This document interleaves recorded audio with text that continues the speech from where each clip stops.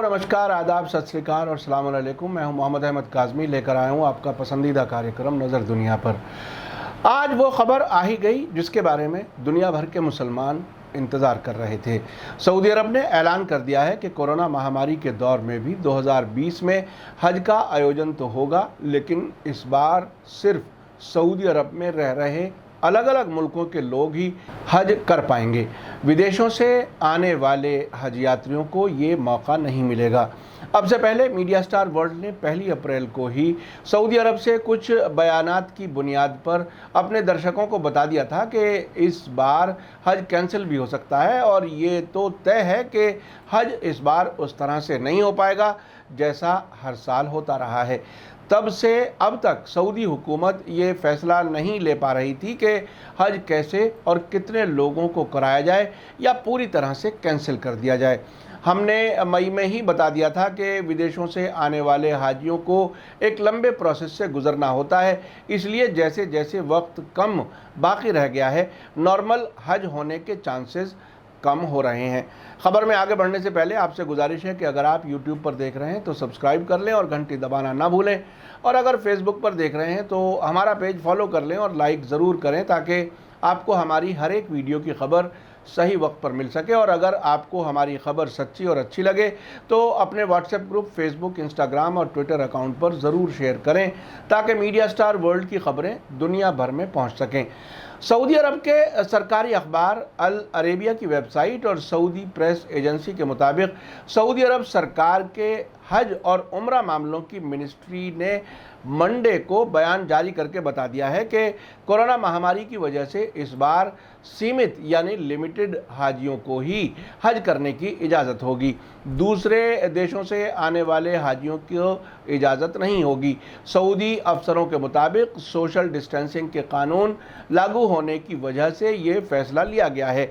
साथ ही सऊदी अरब की foreign ministry ने मंडे को कहा है कि सऊदी अरब इस बरस सऊदी अरब में रहने वालों की लिमिटेड तादाद के लिए ही हज की इजाज़त देगा। मिनिस्ट्री ने अपने बयान में जोर देकर कहा है कि सऊदी अरब ने हमेशा हज और उम्रा को सबसे ज़्यादा प्रायोरिटी यानी प्राथमिकता देने के मकसद से मुस्लिम श्रद्धालुओं की सेफ्टी और सिक्योरिटी को अहमियत दी है। बयान में आगे कहा गया है कि महामारी के लगातार बढ़ने और भीड़ भरी जगहों पर बड़े समारोहों से अनेक मुल्कों में फैलने के खतरे को देखते हुए ये फैसला लिया गया है कि इस बरस के लिए सीमित हज ऑर्गेनाइज किया जाएगा, जिसके तहत अलग अलग नेशनलिटीज़ जो कि सऊदी अरब में रहते हैं को ही हज कराया जाएगा।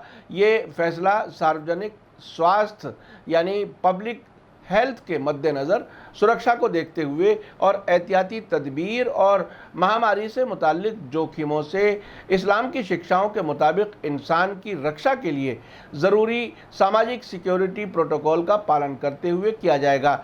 इस सब का मकसद इंसानों की ज़िंदगी की हिफाजत करना है।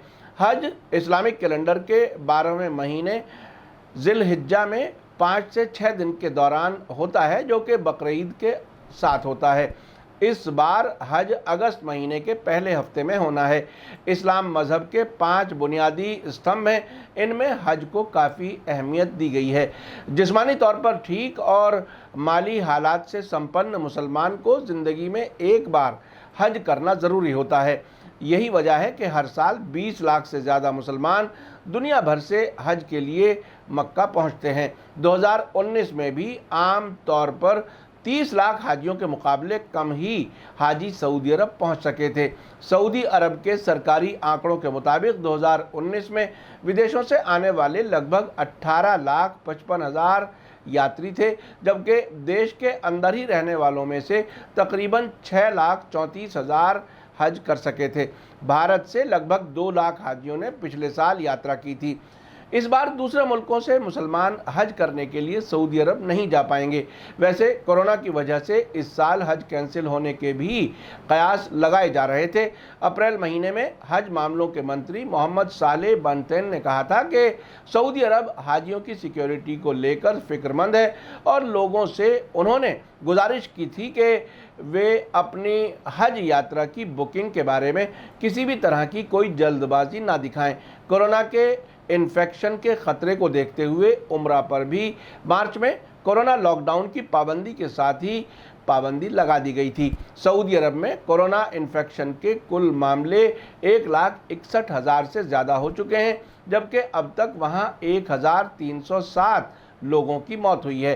पिछले हफ्ते के आखिर में सऊदी अरब ने भी लॉकडाउन हटा दिया है। सऊदी प्रेस एजेंसी ने खबर दी है कि सरकार के जरिए लिमिटेड हज करने के फैसले की वहां मौजूद धर्मगुरुओं के संगठन मुस्लिम वर्ल्ड लीग ने एक बयान जारी करके हुकूमत के एहतियाती कदम का सपोर्ट किया है। लीग के जनरल सेक्रेटरी और मुस्लिम स्कॉलर्स एसोसिएशन के प्रेसिडेंट शेख डॉक्टर मोहम्मद बिन अब्दुल करीम अल ईसा ने बहुत से धार्मिक संगठनों की तरफ से फैसले की सराहना की है। आपको याद दिला दूं कि इन्हीं मोहम्मद अल ईसा ने हाल ही में यहूदियों के खिलाफ नफरत को ख़त्म करने को काफ़ी अहमियत दी थी और इनडायरेक्टली इजराइल से सऊदी अरब के ताल्लुकात नॉर्मल कराने का समर्थन किया था।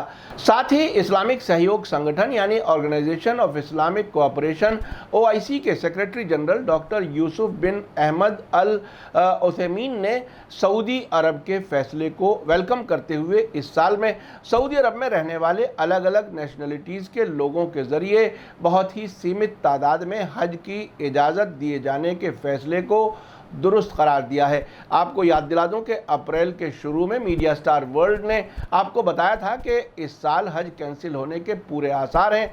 सऊदी अरब के हज मिनिस्टर मोहम्मद सालेह बिन ने कहा था कि दुनिया के देशों को चाहिए कि कोरोना महामारी के हालात साफ हो जाने तक हज का कार्यक्रम ना बनाएं।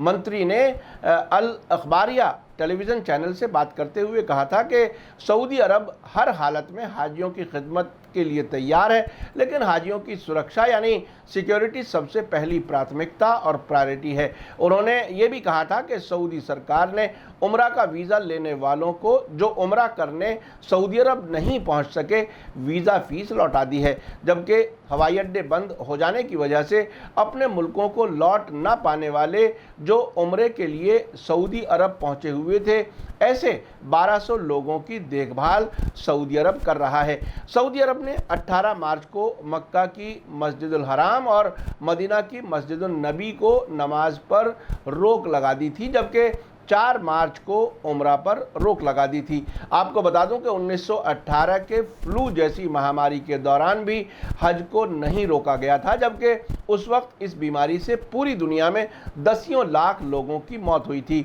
एक अंदाजे के मुताबिक हज से सऊदी ख़जाने को हर साल तकरीबन 12 अरब डॉलर की कमाई होती है।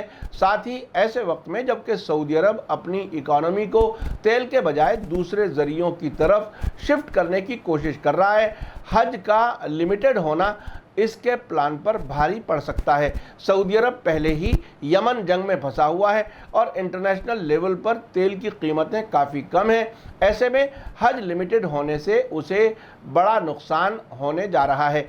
आज की खबर से ये तय हो गया है कि भारत समेत सभी मुल्कों से हज के लिए लोग सऊदी अरब इस साल नहीं जा पाएंगे। जो वहाँ पर हैं उनमें से भी बहुत ही लिमिटेड तादाद में हज हो पाएगा। ऐसा लगता है कि लिमिटेड हज कराकर सिर्फ हज इसलिए हो रहा है कि ऐसा ना हो कि कहा जाए कि हज कैंसिल किया गया है, नहीं तो विदेशों से जो बड़ी तादाद लोग जाते थे, जो पूरे हाजियों की तादाद के लगभग 3/4 होते थे, उनके बिना हज काफ़ी हद तक फीका रहेगा। लेकिन कोरोना महामारी को फैलने से रोकने का फैसला बहरहाल अपनी जगह दुरुस्त है। ऐसा कोई भी काम नहीं होना चाहिए कि लोगों की ज़िंदगियां ख़तरे में पड़ें। इसी के साथ मुझे दीजिए इजाज़त। आज का एपिसोड कैसा लगा कमेंट्स में ज़रूर लिखें।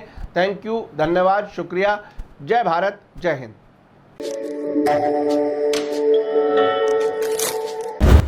मीडिया स्टार वर्ल्ड के और वीडियो देखने के लिए हमारे चैनल को सब्सक्राइब करें और सीधे नोटिफिकेशन पाने के लिए बेल आइकन दबाएं। और अगर हमारी खबर सच्ची और अच्छी लगे तो अपने व्हाट्सएप, इंस्टाग्राम, फेसबुक और ट्विटर अकाउंट पर ज़रूर शेयर करें।